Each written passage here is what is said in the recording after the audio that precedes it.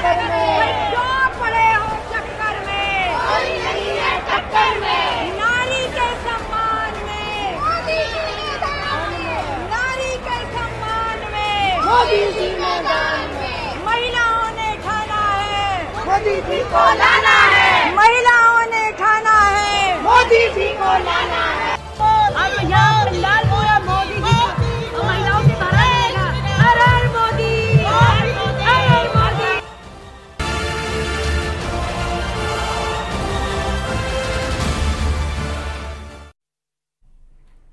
तो आज चुनाव के ऐलान के बाद पीएम मोदी पहली बार यूपी में रैली करने जा रहे हैं। थोड़ी ही देर में प्रधानमंत्री नरेंद्र मोदी मेरठ में भव्य रैली को संबोधित करते हुए आपको नजर आएंगे। आपके टेलीविजन स्क्रीन पर इस समय हम 5 तस्वीरें दिखा रहे हैं।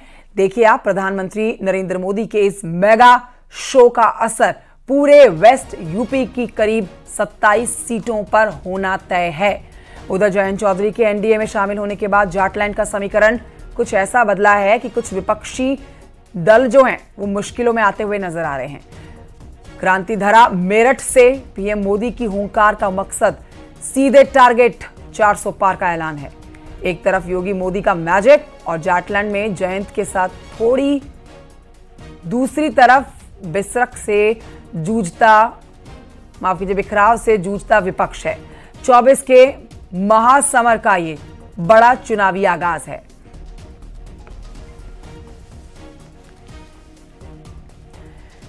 तो अब से थोड़ी ही देर के बाद प्रधानमंत्री नरेंद्र मोदी मेरठ में होंगे।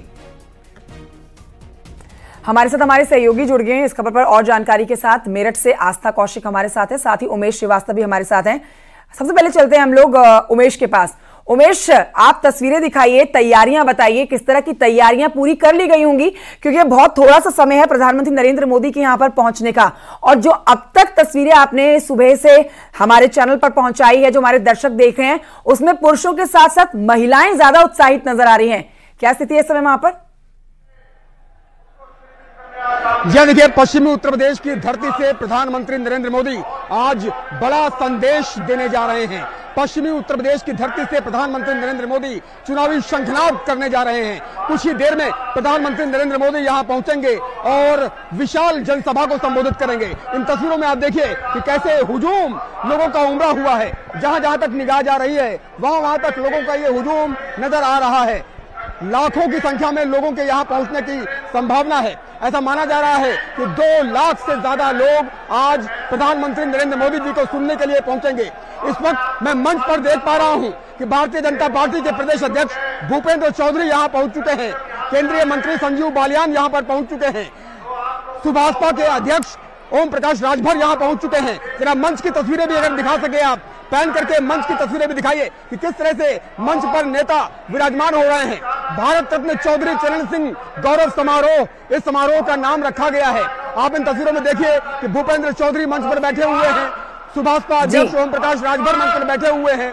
मेरठ, बागपत, बिजनौर, कैराना, मुजफ्फरनगर के प्रत्याशी भी आ चुके हैं। केंद्रीय मंत्री संजीव बालियान भी आ चुके हैं। एक बार फिर से दूसरी तरफ की तस्वीरें दिखाई अभिषेक कि किस तरह से लोगों का हुजूम यहाँ दूर दूर तक नजर आ रहा है। हमारे साथ हमारे सहयोगी निखिल अग्रवाल भी मौजूद है। निखिल, ये बताइए आप क्या देख पा रहे हैं? मैं देख पा रहा हूँ कि हुजूम उमड़ा हुआ है। बिल्कुल हुजूम उमड़ा हुआ है और जिस तरीके से फैन फॉलोइंग है मोदी की और जाटलैंड में जिस तरीके से यहाँ जयंत चौधरी को लेकर प्रधानमंत्री यहाँ पर सभा कर रहे हैं, तो एक बड़ा हुजूम है और जो वोटर्स हैं उनमें मोदी को सुनने के लिए एक अलग उत्साह है। बेहद कड़े बंदोबस्त किए गए हैं। एसपीजी की निगरानी में समूचा जनसभा स्थल है और लगातार चप्पे चप्पे पर निगरानी की जा रही है। और मैं देख पा रहा हूँ कि गुब्बारे तक उड़ाने की अनुमति नहीं है। देखिए, हर तरीके से जो सुरक्षा मानक है उनको चाक चौबंद रखा गया है। गुब्बारे तक उड़ाने पर मनाही रखी गई है। इसके अलावा बार बार जो मोबाइल नेटवर्क्स है उनको भी डाउन कर दिया जाता है ताकि कोई भी अनैतिक गतिविधि यहाँ ना हो सके। और जिस तरीके से सुरक्षा घेरा है, मजबूत तंत्र है, जो डी के उधर का हिस्सा है, वहां पर किसी भी पूरा रैली स्थल दिखाई है किस तरह से तिरंगा लहराता हुआ नजर आ रहा है और लोग मोदी जी के मुखौटे लेकर के आए हुए हैं। अपने अपने चेहरे पर मोदी जी का मुखौटा लगा रहे हैं और ये हुजूम दिखाइए उत्तर से लेकर दक्षिण तक, पूरब से लेकर पश्चिम। बिल्कुल, ये तस्वीरें अब हम दर्शकों को सीधी दिखा रहे हैं, जहां से देखिए भारी संख्या में, आज रविवार का दिन है, ऐसे में जो तय टारगेट आप कह सकते हैं लोगों के यहां पहुंचने का, उससे ज्यादा संख्या में ही लोग पहुंचेंगे, क्योंकि रविवार का दिन है और प्रधानमंत्री अगर मेरठ वासियों के बीच में आएंगे तो ना सिर्फ मेरठ बल्कि इसके आसपास के लगते हुए लोकसभा क्षेत्र के लोग भी यहां पर पीएम को सुनने के लिए जरूर पहुंचेंगे। आस्था के पास चलेंगे। आस्था भी इस समय हमारे साथ मेरठ से लाइव मौजूद है। आस्था, देखिए, पिछली बार के अगर 2 लोकसभा चुनावों पर नजर डालते हैं आप, 2014, 2019, दोनों ही जगह से, जाटलैंड से प्रधानमंत्री नरेंद्र मोदी अपने चुनावी शंखनाद करते हैं, चुनाव प्रचार का। और इस बार भी 2024 में भी पीएम मोदी यहां यानी कि मेरठ से ही चुनावी शंखनाद करने जा रहे हैं। तैयारियां दिखा चुके हैं हमारे सहयोगी हमें इस बार, लेकिन पीएम के यहां पहुंचने के बाद का यह सियासी समीकरण जो है, जो पूरी तरह से बदलता हुआ नजर आएगा, जिसमें पीएम मोदी के साथ मंच साझा करेंगे तमाम गठबंधन के और सहयोगी भी। यहां मंच पर कौन कौन पीएम के साथ मौजूद रहने वाला है और कितने समय के बाद हमें मंच पर तमाम बड़ी हस्तियां जो है वो नजर आना शुरू हो जाएंगी?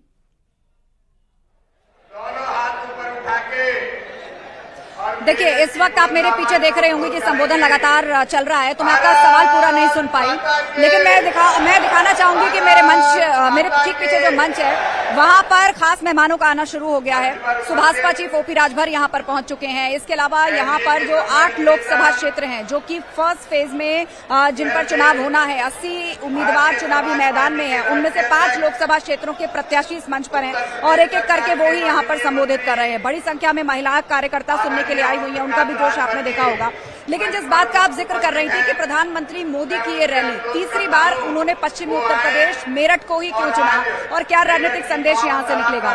बीजेपी कार्यकर्ता इस बात को लेकर कॉन्फिडेंट है कि प्रधानमंत्री मोदी की इस रैली के बाद जो पश्चिमी उत्तर प्रदेश की 27 सीटें हैं उस पर सीधा असर पड़ेगा।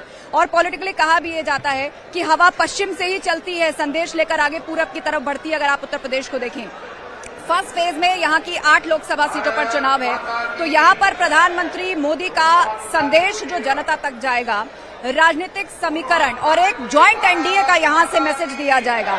एनडीए के तमाम सहयोगी दलों के जो रिप्रेजेंटेटिव्स हैं, अध्यक्ष हैं, वो यहाँ पर होंगे। केंद्रीय मंत्री अनुप्रिया पटेल यहाँ पर होंगी, संजय निषाद यहाँ पर होंगे, ओपी राजभर पहुंच चुके हैं। इसके अलावा यहाँ पर जो लोकसभा क्षेत्र हैं उनके सांसद यहाँ पर जो सिटिंग एमपीज हैं जिनको रिपीट किया है बीजेपी ने, जैसे संजीव बालियान, वो यहाँ पर पहुंच गए हैं। लोकसभा प्रत्याशी वो एक एक करके यहाँ पर संबोधित कर रहे हैं। लेकिन बड़ी बात यह है कि पश्चिमी उत्तर प्रदेश के अगर मुद्दों को आप उठा करके देखें तो दिल्ली से उसकी कनेक्टिविटी, बेहतर हाईवेज और सड़कों का निर्माण, गन्ने का समर्थन मूल्य, किसानों के लिए जिस तरह किसान निधि की व्यवस्था बीजेपी ने की है, उस सब को लेकर और विकास कार्यों को लेकर बीजेपी चुनावी मैदान में है। और खास तौर पर यहाँ एक राममयी लहर को भी देखा जा सकता है, बीजेपी की तरफ से उसे क्रिएट किया गया है क्योंकि राम मंदिर बनकर तैयार है।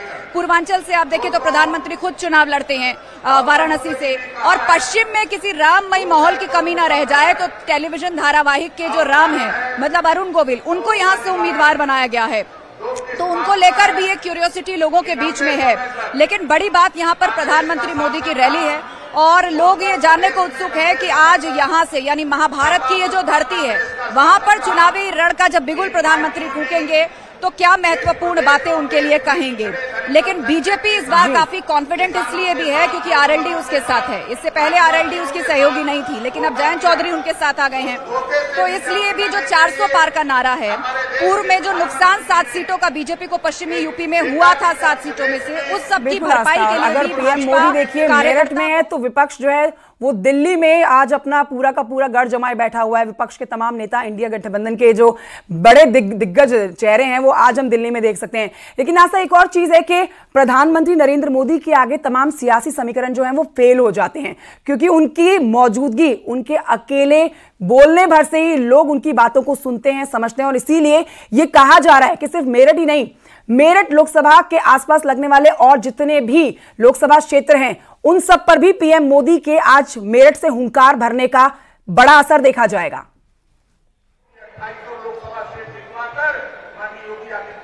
बिल्कुल बिल्कुल, आपने सही कहा कि जब प्रधानमंत्री मोदी कुछ बोलते हैं, चाहे वो किसी सोशल रिफॉर्म की बात हो, सामाजिक मुद्दे की बात हो, सुरक्षा की बात हो, राष्ट्रहित की बात हो, सरकारी योजना की बात हो, तो जनता उनको सुनती है। और पूर्व के चुनावों में भी हमने देखा है, हाल ही में जो न्यूज सिटी ने ओपिनियन पोल करवाया था तो उसमें भी बात निकल के सामने आई थी कि एक मोदी फैक्टर है।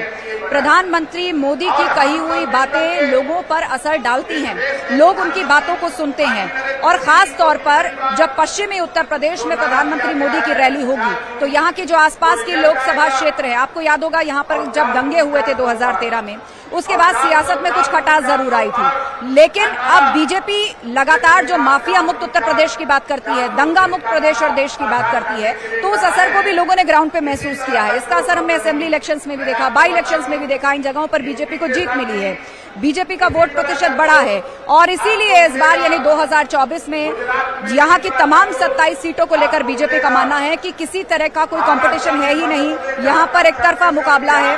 यहाँ के जातिगत समीकरण को उठा करके देखें तो ये जाट फैक्टर और मुस्लिम फैक्टर दोनों को मिलाकर सपा मैदान में है, लेकिन आरएलडी के एनडीए में जाने से एक बड़ा टर्न आ गया है और यही वजह है कि आज इस रैली को रैली या जनसभा नहीं कहा जा रहा, चौधरी चरण सिंह गौरव सम्मान कार्यक्रम का इसको नाम दिया गया है, क्योंकि आज एक ज्वाइंट एनडीए और आरएलडी जो लगभग 1.5 दशक के बाद एक साथ मंच पर बीजेपी के साथ नजर आए। बिल्कुल आस्था, और ये पीएम मोदी के यहाँ पहुंचने भर की बात है और तस्वीरें आप दिखा रहे हैं, ना सिर्फ इस सीट बल्कि मेरठ लोकसभा सीट बल्कि 400 पार का इस बार का एनडीए का लक्ष्य है। तो यही कहा जा रहा है कि मुकाबला एक तरफा है और पिछली बार से भी ज्यादा बंपर जीत यहां से इस बार बीजेपी एनडीए गठबंधन को मिलने वाली है। उमेश के पास चलते हैं। उमेश, मैं आऊंगी, इस समय की बड़ी खबर अपने दर्शकों को बताएंगे। मेरठ पहुंच चुके हैं मुख्यमंत्री योगी आदित्यनाथ। बड़ी खबर आपको बता रहे हैं इस समय की, पीएम मोदी की रैली में शामिल होने के लिए सीएम योगी मेरठ पहुंच चुके हैं। थोड़ी ही देर में मंच पर आपको नजर आना शुरू हो जाएंगे मुख्यमंत्री योगी आदित्यनाथ। उमेश मेरे सहयोगी बने हुए हैं। उमेश, मुख्यमंत्री योगी आदित्यनाथ पहुंच चुके हैं इस समय। जी हाँ, देखिए इस वक्त की सबसे बड़ी खबर यही है कि मुख्यमंत्री योगी आदित्यनाथ मेरठ की धरती पर आ चुके हैं और कुछ ही देर में वो मंच पर आएंगे और यहाँ जनसभा को भी वो संबोधित करेंगे। निश्चित तौर पर कुछ ही क्षण बाकी रह गए हैं, कुछ ही देर बाकी रह गई है कि जब प्रधानमंत्री जी का आगमन मेरठ की धरती पर हो जाएगा। और कहते हैं कि पश्चिमी उत्तर प्रदेश से जो राजनीतिक हवा बहती है वही पूरब तक जाती है, लिहाजा पश्चिमी उत्तर प्रदेश को साधने के लिए भारतीय जनता पार्टी रालोद गठबंधन ने पूरी ताकत झोंक दी है। 15 वर्षों के बाद आज रालोद और भाजपा के कार्यकर्ता एक साथ दिखाई दे रहे हैं। चौधरी जयंत की भी मौजूदगी मंच पर रहेगी। निश्चित तौर पर बड़ा संदेश देने वाली है पश्चिमी उत्तर प्रदेश में प्रधानमंत्री की ये रैली और चौधरी चरण सिंह गौरव सम्मान के नाम से इस रैली का आयोजन किया गया है। प्रधानमंत्री नरेंद्र मोदी कुछ ही देर में आएंगे और मुख्यमंत्री योगी आदित्यनाथ मंच पर पहुंच चुके हैं। इन तस्वीरों में आप देखिए कि कैसे मुख्यमंत्री योगी आदित्यनाथ मंच पर पहुंचे हुए हैं। निखिल, क्या कहेंगे, मुख्यमंत्री जी आ गए? देखिए, मुख्यमंत्री योगी आदित्यनाथ की बड़ी फैन फॉलोइंग है और मंच पर पहुंच गए हैं और वहां पर आप देख सकते हैं किस तरीके से अभिवादन स्वीकार कर रहे हैं और जनता में एक गजब का उत्साह है, क्योंकि लोग चाहते हैं मुख्यमंत्री को सुनना, मुख्यमंत्री को देखना चाहते हैं। उत्तर प्रदेश की जो स्थितियां बदली हैं, जो इमेज बदली है, वो मुख्यमंत्री योगी आदित्यनाथ ने ही संभव कर दिखाया है, क्योंकि आज सुरक्षा का भाव है, आज महिलाएं सुरक्षित खुद को महसूस करती हैं, जो इंफ्रास्ट्रक्चर मजबूत हुआ है वो केंद्र और प्रदेश की जो डबल इंजन की सरकार है उसके जरिए मजबूत हुआ है और मेरठ को जो वेटेज मिला है उसको लेकर मेरठ और आसपास के लोग बड़े गदगद हैं और इसका श्रेय सीधे तौर पर मुख्यमंत्री योगी आदित्यनाथ को जाता है, क्योंकि उनका जो विजन था पश्चिमी उत्तर प्रदेश को लेकर, वो विजन अब काम कर रहा है, वो जमीन पर दिखने लगा है और उसी के चलते जिस तरीके से मुख्तार एपिसोड हुआ, जिस तरीके से और पश्चिमी उत्तर प्रदेश के जो माफिया थे वो अंदर चले गए या फिर ठिकाने लग गए, तो उन सबको लेकर वहां जो मुख्यमंत्री योगी आदित्यनाथ की जो इमेज है वो पब्लिक के बीच में एक ऐसे व्यक्ति के रूप में है जो न्याय दिला सकता है, जो जनता के साथ न्याय कर सकता है। और इसके अलावा मुख्यमंत्री का जो भाषण है उसमें जो तेज है उसको सुनने के लिए यहाँ पर लोग बहुत उत्साहित हैं। हर तरफ योगी और मोदी के नारे यहाँ पर सुनाई दे रहे हैं और आज इस बात से भी ये पूरे का पूरा कार्यक्रम अहम हो जाता है कि भारत रत्न चौधरी चरण सिंह गौरव सम्मान में खुद मुख्य अतिथि के तौर पर प्रधानमंत्री नरेंद्र मोदी यहाँ पर हैं, आएंगे और मुख्यमंत्री पहुंच चुके हैं। कुछ ही देर में प्रधानमंत्री नरेंद्र मोदी भी यहाँ पर आएंगे और मेरठ वो धरती है, वो क्रांति धरा है जहां 2014 में उन्होंने चुनाव प्रचार का आगाज किया था। इसके बाद 2019 में भी मेरठ से ही आगाज किया और अब 2024 में मेरठ की धरती से ही आगाज करने जा रहे हैं। मैं आपको बता दें कि मेरठ के सिवाया में ही जो रैली है वो रखी गई है, देखा आपने जिस तरह से निखिल ने बताया कि मुख्यमंत्री योगी आदित्यनाथ का आगमन हो गया है और ये तस्वीर आप देख सकते हैं। मुख्यमंत्री योगी आदित्यनाथ पहुंच चुके हैं, प्रधानमंत्री नरेंद्र मोदी का बस यहाँ पर पहुंचना बाकी है।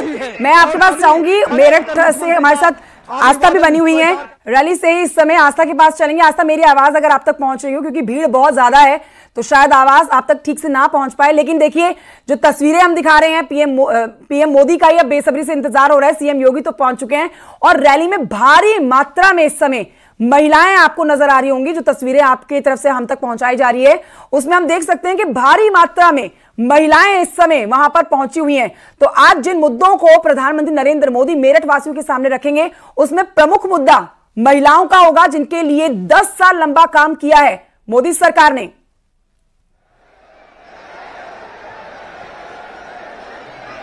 जी बिल्कुल, और महिलाओं की जब बात आती है, विमेन सिक्योरिटी की बात आती है, लॉ एंड ऑर्डर की बात आती है, और इस वक्त उत्तर प्रदेश के अंदर हम हैं और उत्तर प्रदेश के मुख्यमंत्री योगी आदित्यनाथ भी मंच पर पहुंच चुके हैं। आप मेरे ठीक पीछे तस्वीर भी देख सकते हैं। आपसे थोड़ी देर पहले यहाँ पर ओपी राजभर ने संबोधित किया, आप संजय निषाद जो कि मंत्री यूपी सरकार में वो भी संबोधित कर रहे हैं। तो लॉ एंड ऑर्डर और विमेन सिक्योरिटी एक बहुत बड़ा मुद्दा केंद्र सरकार और प्रदेश की योगी सरकार के लिए हमेशा से रहा है। बात चाहे माफिया मुक्त उत्तर प्रदेश की हो या फिर सड़कों पर शोहदे और जो महिलाओं के साथ क्राइम होते हैं उनको कंट्रोल करने की हो, अपराधियों के अंदर पुलिस का डर और एक आम आदमी के लिए पुलिस की फ्रेंडलीनेस, इस तरह का माहौल प्रदेश में हो, उसके लिए योगी सरकार लगातार समय समय पर कड़े और बड़े फैसले लेती रही है। आपने हाल ही में देखा मुख्तार अंसारी की मौत के बाद जिस तरह की राजनीति शुरू हुई, दूसरी तरफ से विचारधारा ये भी आई कि बुराई का अंजाम बुरा होता है, माफियागिरी करेंगे, अपराध करेंगे तो एक ना एक दिन शिकंजा कसेगा। न्यायपालिका भी करेगी, न्याय कुदरत भी करता है और सरकारें भी उसके लिए उपयुक्त माहौल बनाती हैं। और उसके लिए उत्तर प्रदेश के मुख्यमंत्री योगी आदित्यनाथ, जिन्होंने कई महत्वपूर्ण फैसले लिए हैं, यही वजह है कि जो बीजेपी की महिला कार्यकर्ता हैं उनका जोश बहुत हाई है। जैसे ही मुख्यमंत्री का आगमन स्टेज पर हुआ वो अपनी सीटों से खड़ी हो गई, और उन्होंने यहाँ पर मुख्यमंत्री के लिए जो है उनके अभिवादन में नारेबाजी की, तालियां बजाई और एक तरीके का आत्मविश्वास उनके अंदर नजर आ रहा था, क्योंकि आगे जाके जनता के बीच में सरकार का कामकाज उन्होंने ही पहुंचाना है। हमारे डिबेट्स में भी महिला कार्यकर्ता आती है और इस बात को कहती हैं कि देखिए आज एक लड़की जब कॉलेज जाती है और वापस आती है तो ना तो कॉलेज के बाहर छेड़खानी करने की हिम्मत किसी की होती है और यदि थाने तक कंप्लेन जाए तो उस पर सुनवाई होती है, एफआईआर रजिस्टर की जाती है। और एनसीआरबी का आंकड़ा भी यही कहता है कि 2021 का जो लेटेस्ट डेटा था कि क्राइम अगेंस्ट वुमेन के मामले में उत्तर प्रदेश पहले जिस स्थान पर हुआ करता था अब उससे काफी नीचे आ गया है। मतलब एक बेहतर माहौल स्थापित हुआ है और उसी को ही राज्य सरकार और केंद्र सरकार बतौर उपलब्धि आगे रखती है। और ये मैसेज शहरों ही नहीं गांव-गांव तक पहुंचा है। गांव से भी महिलाएं ये कहती है कि अब अगर लड़कियों का कॉलेज या इंटर कॉलेज गांव से थोड़ा दूर पर भी है तो वो साइकिल चला के जा सकती हैं, उनको रास्ते में किसी परेशानी की आवश्यकता नहीं है या उनको डर की आवश्यकता नहीं है कि हल्का सा अंधेरा हुआ और उनको अपने घरों में कैद हो जाना चाहिए। तो माहौल बदला है, ये मैसेज भी जनता तक पहुंचा है और एक बार इस मंच से प्रधानमंत्री मोदी भी उन्हीं बातों का जिक्र करते हुए जरूर नजर आएंगे, इसकी उम्मीद है।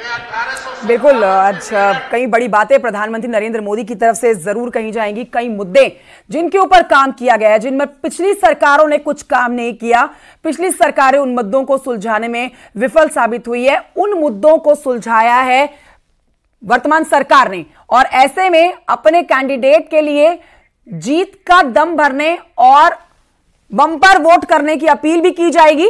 लेकिन देखिए दूसरी तस्वीर हम आपको दिखा रहे हैं। आज एक तरफ मेरठ में पीएम मोदी की हुंकार सुनाई देगी, लेकिन दूसरी तरफ अपना दल कमेरावादी और AIMIM का गठबंधन हो गया है।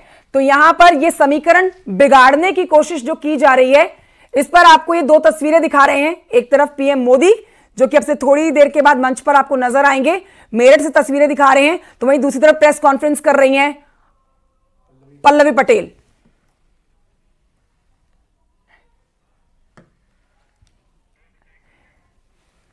तो पल्लवी पटेल प्रेस कॉन्फ्रेंस कर रही हैं, इसमें अपना दल कमेरावादी पल्लवी पटेल जिन्होंने 3 सीटें मांगी समाजवादी पार्टी में रहते हुए, वो सीटें जब उनको नहीं मिली तो पहले उन्होंने अपनी नाराजगी दिखाई, बाद में एक बार फिर मीडिया के सामने आकर कहा कि कोई नाराजगी नहीं है, हम अभी भी समाजवादी पार्टी के साथ हैं। लेकिन अब स्थिति पूरी तरह से स्पष्ट हो जाएगी जब आपने ये तस्वीरें देखी कि अपना दल कमेरावादी और AIMIM का गठबंधन हो गया है। इस बार चुनावी मैदान में उत्तर प्रदेश में असदुद्दीन ओवैसी की पार्टी AIMIM चुनावी मैदान में है। 25 सीटों पर अब तक अपने उम्मीदवारों के नामों की घोषणा कर चुकी है पार्टी, और यहां से इस बार गठबंधन में AIMIM के साथ पल्लवी पटेल की पार्टी अपना दल कमेरावादी।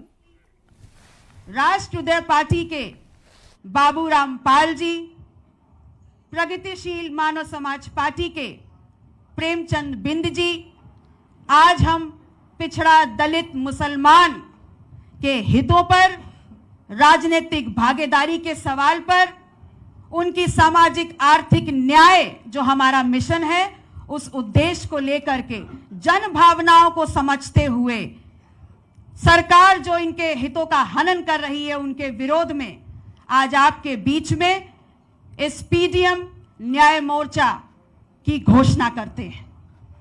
और इस सोच के साथ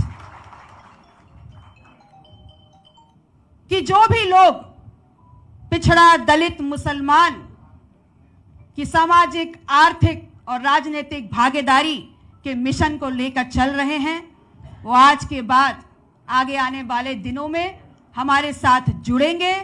हमारे इस मोर्चे को और हमारी इस लड़ाई को, और चूंकि बहुत ईमानदारी से पिछड़ा दलित और मुसलमान के वास्तविक अस्तित्व को स्थापित करने की लड़ाई लड़ रहे हैं, इसलिए अल्फाबेट A के कंफ्यूजन को किनारे करते हुए आपके बीच में जन भावनाओं का सम्मान करते हुए PDM न्याय मोर्चा ला रहे हैं। और यही वो मोर्चा होगा जिसके बगैर कोई भी सरकार बनेगी नहीं। आप सभी का बहुत बहुत आभार। पहले बोल लेने दीजिए, पहले हमारे सारे राष्ट्रीय अध्यक्षों का आ जाने, हमको कर लेने दीजिए। नहीं, पहले हमारे सारे अध्यक्ष एक बारी बारी अपना बोले, फिर विल गिव यू हम चाहेंगे प्लीज जनाब, बस नहीं प्लीज, 2 मिनट का ही है। हम आज पूरे दिन आपके लिए हैं। ठीक, नहीं लेते हैं जनाब असद साहब, बिना क्यों गलत समझ रहे आप? बहुत ही आदर के साथ जनाब असद। नहीं, जितनी बातें हमारी बहन ने कही हैं, मैं उनकी तमाम बात के एक एक लफ्ज़ से मुत्तफ़िक़ हूँ और हम उनके साथ हैं।